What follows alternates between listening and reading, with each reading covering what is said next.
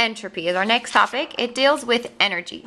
Substances tend to achieve the lowest energy states. So most reactions are exothermic. That's because when reactants are higher in energy than products, that's when the heat comes out. So we want to usually achieve the lowest energy state. So this is almost always an exothermic reaction when heat comes out.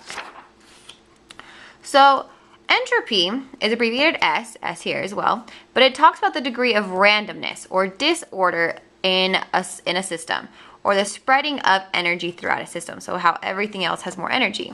So first of all, the first law of thermodynamics is that energy of the universe is constant. It cannot be created or destroyed. This is very important.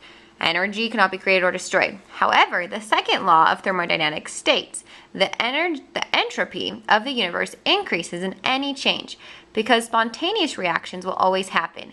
So if it's spontaneous, it usually increases the randomness. We're going to talk more about spontaneity in a little bit. So entropy. Entropy is the lowest for a solid because it has a lot of order. And again, it's the disorder that we are looking for a high entropy. A liquid is higher than a solid, but still not very high. And a gas is the highest of them all. So it's very important that a gas is the highest because it has the most disorder, the most randomness. So a solid has an orderly arrangement, less and less spreading out of the energy. So it's more like just lots of molecules neatly arranged. A liquid has the molecules next to each other more. So it's still spreading out a little bit of energy. So I have them a little bit close, a little bit farther away from each other. A gas has molecules moving all over the place, really quickly, really fast, over the place. So more energy is being spread quicker. So when does entropy increase? Entropy increases when reactions of solids produce gases or liquids produce gases. And number two, a substance is divided into parts. So reactions with more products than reactants will have an increase of entropy. So you have more things there.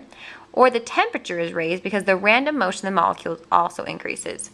And then also, if a substance is dissolved, that will also create more disorder. So here's some entropy calculations.